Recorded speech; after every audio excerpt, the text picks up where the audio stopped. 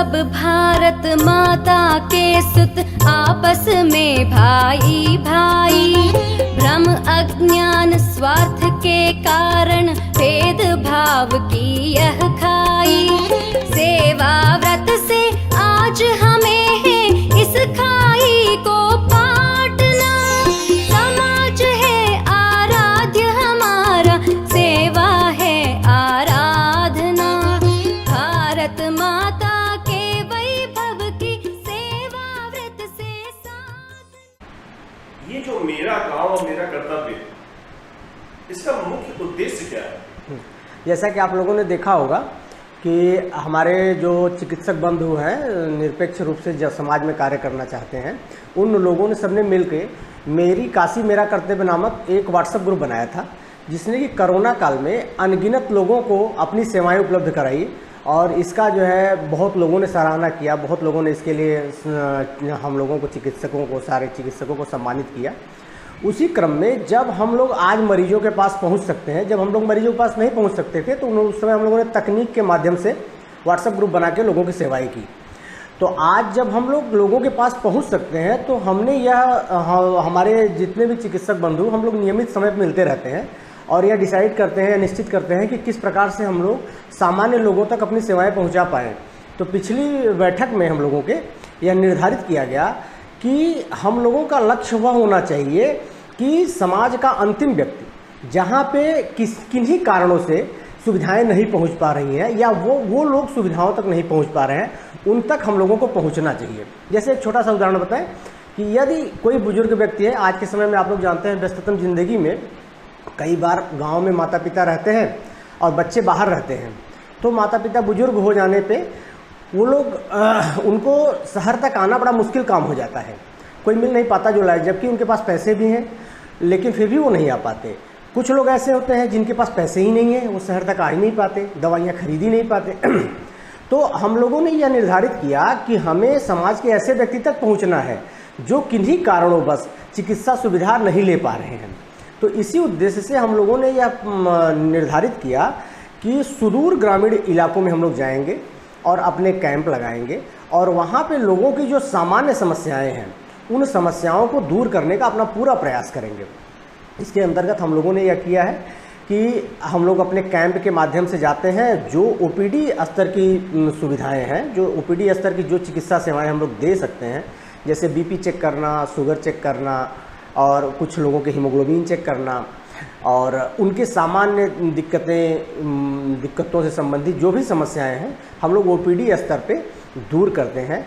और यह मेरी काशी मेरा कर्तव्य का अगला वर्जन है, मेरा गांव मेरा कर्तव्य। बहुत बहुत धन्यवाद। अच्छा ये बताइए, जो मेरा गांव मेरा कर्तव्य है, तो मेरा मतलब जहां से आप संबंध रखते हैं, आपके संबंधित संबंध रखते हैं, क्योंकि बड़ा अच्छा उद्देश्य आपका लगा है। तो थोड़ा मेरे मन के अंदर आया कि अगर मैं अपने गांव के लिए भी सोचूं तो क्या वहां भी आ सकते हैं या केवल मेरा गांव ही है? नहीं, आपका सवाल बहुत ही जो है सही है। इस पर मैं थोड़ा सा और विस्तार से बताना चाहूँगा। जैसे मेरी काशी मेरा कर्तव्य का कुछ लोग ऐसे कह रहे थे कि सिर्फ काशी के लोगों के लिए है, ऐसा नहीं है। मेरी काशी मेरा कर्तव्य का जो मूल सोच है, मूल विचार है, वह यह है कि पृथ्वी पे काशी एक ऐसा स्थान है जिसे भगवान शंकर जी ने अपने त्रिशूल पे बसाया है और यही पृथ्वी पे पहला शहर बसा था, पहले लोग यहाँ पे रहते थे। फिर इसके बाद यहीं से लोग पूरे दुनिया में फैले। तो यह मानते हैं हम कि पूरी दुनिया में जितने भी लोग गए हैं वो काशी के ही वंशज हैं।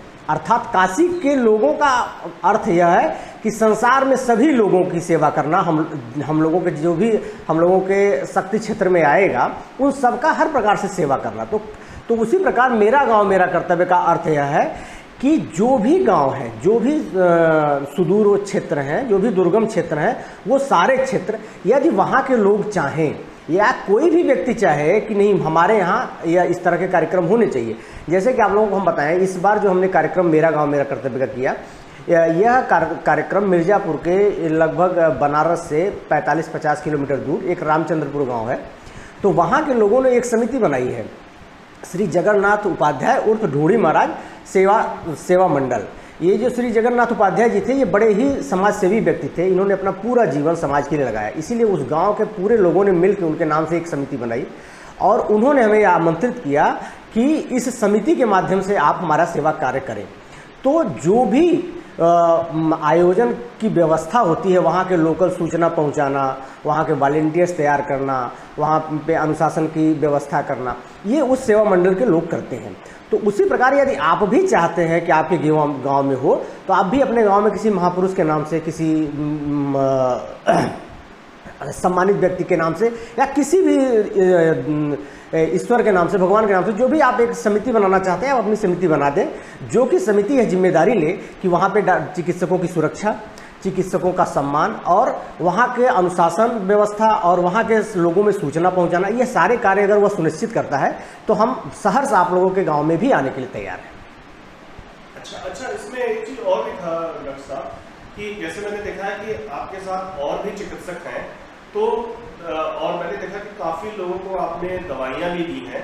तो ये सब जो है, तो दवाइयाँ हैं और या जो चिकित्सक हैं, तो आपके चार्जेस भी होते हैं? क्योंकि भाई जाहिर सी बात है कि आप हैं और चिकित्सक हैं, तो कहीं ना कहीं अपना काम करते होंगे, या कुछ लोग जो प्राइवेट होंगे, तो क्या उसके लिए भी कुछ अलग से चार्जेस लेते हैं या ये निस्वार्थ है, कैसा है? नहीं, यह पूर्ण रूप से निःशुल्क है। इसमें किसी भी प्रकार का कोई चार्ज नहीं लगता। इसमें ना तो किसी चिकित्सक की कोई फीस है और ना ही कोई चिकित्सक इसमें कुछ पैसा लेता है। वो पूर्ण रूप से निस्वार्थ सेवा के मनोयोग से जाते हैं और सेवा करके अपने स्थान पे चले जाते हैं। इसका जो जैसे कि इसमें कुछ आय व्यय का खर्च होता है, तो वो जो सेवा मंडल समिति जो वहाँ की हम लोगों को आमंत्रित करती है, ये खर्च वो उठाते हैं, आने जाने का, वहाँ पे रहने का, और जो भी छोटे मोटे खर्च आते हैं वो सारे खर्च वो लोग उठाते हैं। बाकी इसमें कोई चार्ज नहीं, किसी प्रकार का कोई शुल्क नहीं लिया जाता।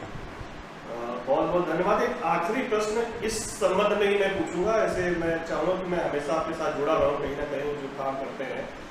आज के विषय के बारे में थोड़ा पता है कि इतनी दवाइयाँ थी, इतने आप जो दी हैं, तो इसकी भी कुछ एक वैल्यू होगी, कितने लोगों ने दिखाए थे। तो अगर मैं अपने प्लान करूँ कि हाँ भाई, अगर मुझे अपने गाँव में करना है, वहाँ पे अगर मान लीजिए 80 से 100 लोग आदमी है, तो कितना खर्च आ जाएगा लगभग? तो ये मेरा आखिरी है, इसमें थोड़ा सा अगर आप मुझे बता देंगे प्रकाश डालें कितना खर्च आएगा। तो देखिए, ऐसा है कि दवाइयों का एग्जैक्ट निर्धारण करना कि किस कैंप में कितना खर्च आएगा, यह तो बहुत मुश्किल काम है, क्योंकि यह डिपेंड करता है बीमारी के आधार पर कि किस पेशेंट को कितनी दवाइयाँ। हो सकता है 400 रुपये के पैरास्टामॉल से काम हो जाए, हो सकता है 400 रुपये तक की एंटीबायोटिक चले, तो वो तो मुश्किल काम है। फिर भी एक मोटा मोटा अंदाज़ा, जैसे हमने जो कैंप किया, तो इसमें एक माँ शारदा न्यास संस्था थी, उन्होंने इनकी दवाइयों का खर्च उठाने वहन करने का दायित्व अपने ऊपर संभाला था। उन्होंने बड़े विनम्र भाव से निवेदन किया था, डॉक्टर साहब हम ये चाहते हैं कि ये जो कैंप लग रहा है, इसमें आप दवाइयों का दायित्व मुझे दें, जिससे मैं भी लोगों में सेवा कार्य कर सकूं। तो मैंने अभी उनसे बात किया था, तो वो बता रहे थे कि लगभग 16-17 हज़ार तक की दवाइयाँ उन्होंने इस बार अवेलेबल कराई थी, और वो लगभग पूरी दवाइयाँ बट गई थी। तो यह अमूमन माना जाए, इसमें भी मैंने जो किया था कि जो आर्थिक रूप से सक्षम लोग हैं उनको हम दवाइयाँ नहीं देते, और यह निर्धारण जो है वहाँ की सेवा समिति करती है कि कौन व्यक्ति आर्थिक रूप से सक्षम है और कौन व्यक्ति आर्थिक रूप से असक्षम है। जैसे श्रीमान जगन्नाथ उपाध्याय जी सेवा मंडल द्वारा हमें सूची दी गई थी कि इतने लोगों को दवाइयाँ हमें उपलब्ध करानी है, और बाकी शेष लोग जो आएंगे वो अपनी दवाइयाँ स्वतः खरीदेंगे। तो उसमें भी संशोधन किया जाता है। हो सकता है कई बार उस सूची के अलावा भी कोई गरीब आ जाए, तो वहाँ के वॉलंटियर्स रहते हैं, वहाँ के प्रतिनिधि रहते हैं, जो ये बताते हैं डॉक्टर साहब ये इन लोगों को दवाइयाँ दी जानी चाहिए, तो हम उनको दवाइयाँ देते हैं। और जो लोग सक्षम होते हैं, अरे गांव में हमारे इतने अच्छे लोग हैं कि कई लोगों ने तो खुद कहा कि डॉक्टर साहब आप मुझे दवाइयाँ मत दीजिए, मैं तो खरीद लूँगा, ये उन गरीबों को दीजिए बेचारों को जो कि नहीं खरीद सकते हैं। तो मैंने बड़े ही जो है निर्मल मन के लोगों को गाँव में पाया, इतनी निर्मलता से उन्होंने हमारी महंगी दवाइयाँ लेने से मना कर दिया कि इतना प्रसन्नता हुई मुझे कि आप लोग समझिए कि मेरे ये कार्य करने की गति और तेज़ी से बढ़ गई। जिस प्रकार से लोगों ने इसका वो की सहायता की हम लोगों की, जिस प्रकार से उन्होंने इसमें भागीदारी की, इतने अच्छे से लोगों ने कार्य किया, बहुत अच्छा लगा। धन्यवाद। नमस्कार। व्रत से साधना समाज है आराध्य हमारा, सेवा है आराधना, भारत माता के वैभव की सेवा व्रत से साधना।